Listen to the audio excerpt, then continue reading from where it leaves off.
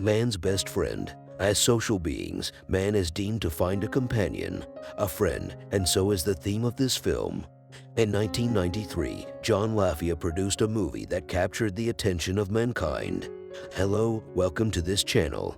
Today I will show you an American science fiction horror film called Man's Best Friend. Spoilers ahead, watch out, relax and enjoy this recap. The film begins with a laboratory setting at a research facility called IMAX. Judy Sanders is one of the attending workers on duty and she is trying to reach someone through a phone call, the traditional kind that is interconnected in between lines. She seems agitated as she cannot get hold of the one she wants. Luckily, another person receives and the receiver tells her to give her a minute so she can look for the intended. For a minute, we are taken to a busy studio where two women are going over news reports. The woman Judy intended to reach is Lori, a journalist looking to make it big by chasing a big story. The research center that Judy works in is supposed to provide that big break for Lori's career. She gets the phone connected. Judy informs her that if she is still interested in doing an article about IMAX, she should meet her at the back entrance at 8:30 p.m. that evening. She warns her not to be late since she could lose her job. Back at the studio, Lori is ecstatic since this is a chance of a lifetime. Who wouldn't? Her camerawoman warns her against being too eager and tells her to inform their director. Lori brushes this off since the director would likely pass the task on to another. She is bored with the simple topics they cover and believes when she gets a good story, the director will seek her out. She tells Annie that she would be doing this with or without her help. Funny how that turns out later. Judy is doing her evening rounds while teaching herself Spanish. She gets into the laboratory to look after the animals there. She notices that one cage is open and the animal is missing. The film shows us an animal moving at full speed and snarling. It gets up to Judy and throws her in the cage before pulling her out, making her lose her shoe. The animal drags her into her own pool of blood. Someone shoots at the animal, now visibly a dog, with a tranquilizer jet. That someone is Dr. Jarrett, the owner of the research center. It is now 9 p.m. and Lori is worried since Judy has not come yet. Annie is dissuading her, saying this whole story is a terrible idea, but Lori is determined to make it happen. She decides to sneak in past the guard who was conversing with the garbage man about their choice of women. When the two head back in to pick up the remaining garbage bin, Lori and Annie sneak in and get into the facility. In there, they get into a level 1 clearance unit and Lori has Annie start filming. She is pointing at all the caged animals, giving a close-up of the injuries and experiments being done to them. Human-animal cruelty at its worst. At the same time, Dr. Jarrett is returning to the lab with two new specimens. The guard offers to take them in for him and they both walk into the facility. Lori and Annie enter a room marked Special Projects. In there, certain animals are in tubes filled with solutions and there are quite a few endangered species, bears and tigers. Lori finds a cage that has been shielded with aluminum foil and uncovers it to find a huge Tibetan Mastiff named Max. Like any other human being, the cute and adorable dog wins her over and she opens the door and removes the machinery and equipment wrapped around him. She then asks Annie to take a good video as she wants to shoot her introduction. Meanwhile, Jarrett gives the guard the specimens and heads to a different lab section. The guard gets into the lab and sees lights in the private area. Startled, he shouts and this causes Max to get out and run. The two women follow suit, trying to escape the guard and run straight into Dr. Jarrett, blinding him with the camera light. Max follows suit but comes across Dr. Jarrett, who orders him to get in the room. However, Max refuses and runs off. The women reach their car and get in quickly. Before Annie can get in, Max rushes in the passenger seat and she takes shotgun. Dr. Jarrett runs outside but is too late as Lori drives away yelling obscenities. Annie asks Lori what she plans on doing with the dog, especially since her boyfriend does not like animals, but she plans on keeping him. They go to the grocery store when a mugger attacks Lori and grabs her purse. He molests her as Max barks and makes a show of letting him watch. Max, to everyone's surprise, unlocks the door and chases after the mugger.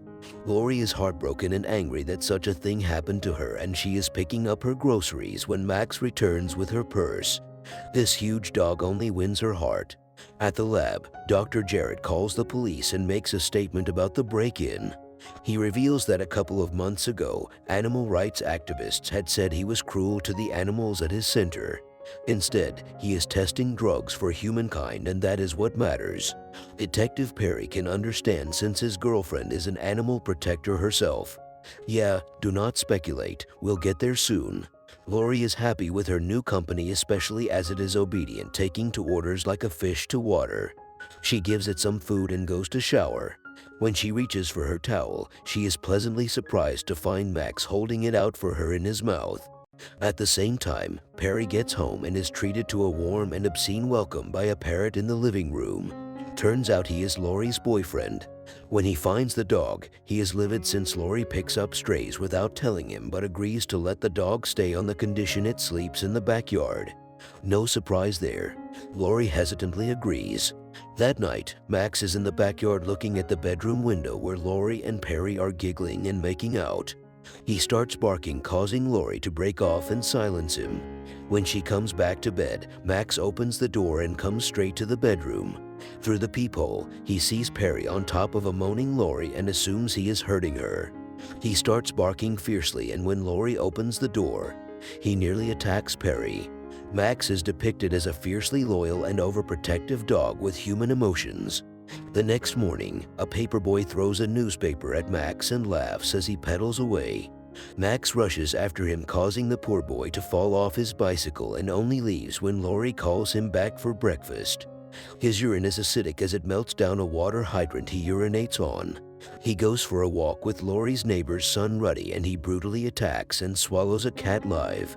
He also mates with their dog Heidi after Ruddy and his father go to see a game. Jared is called by Detective Kovacs to see a list of suspects, but confirms none meet the women he saw.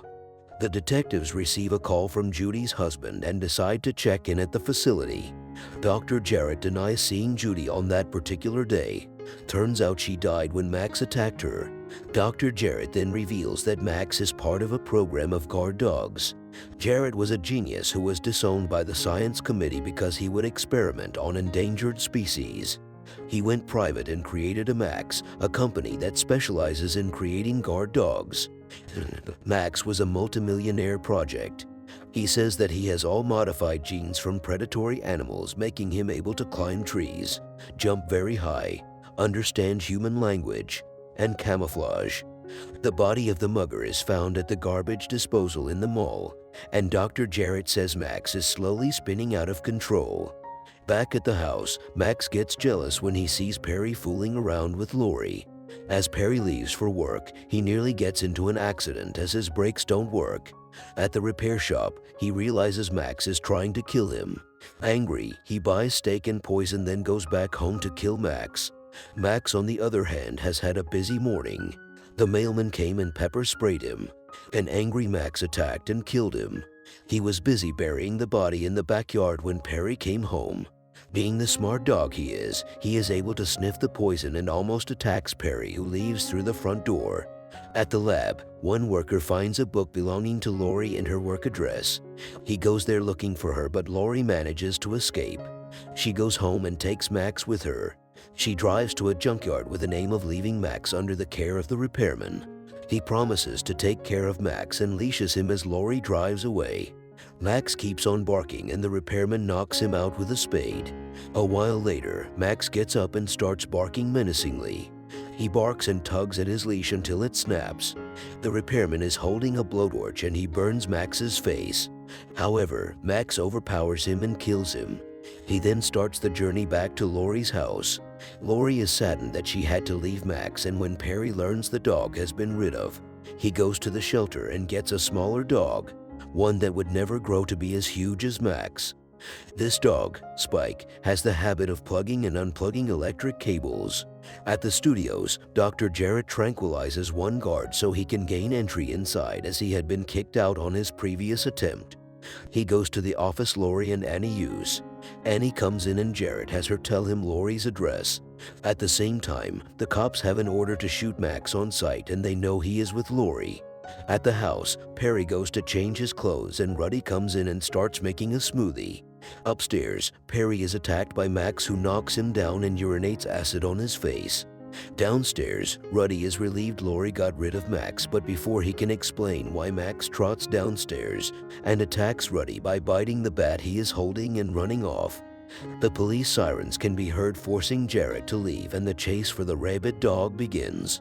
This intelligent dog manages to jump over police cars who thought they had it cornered. It also camouflages itself, scaring two animal controllers to death. Lori is informed of the dead mugger, and the police tell her she has to stay in so she can help them catch Max. That night, a detective is doing rounds when he finds the dead mailman. He soon joins him in the afterlife. Max goes into the house, but Jared has Lori and he forces her into the car. He wants to lure Max back into a Max so he can restrain him. However, Max jumps on top of the car, breaks the windshield, and bites the tranquilizer gun. This causes the car to lose control and crash into the watchman's tower at a Max. Lori comes to and she runs away and hides in the building as Max looks for her. She lets her guard down and calls for Max just as Jared comes in carrying a shotgun. Jared shoots Max, who in turn pushes him off the window onto a metal cage that electrocutes him after Spike plugs it in. Max inevitably dies. 3 months later, Lori is walking Spike when Ruddy invites him in. Turns out Heidi gave birth to 5 puppies, and one of them resembles Max. I can feel the chills already. That ends our movie for today. Thank you for watching. Remember to like, share, and subscribe. Take care.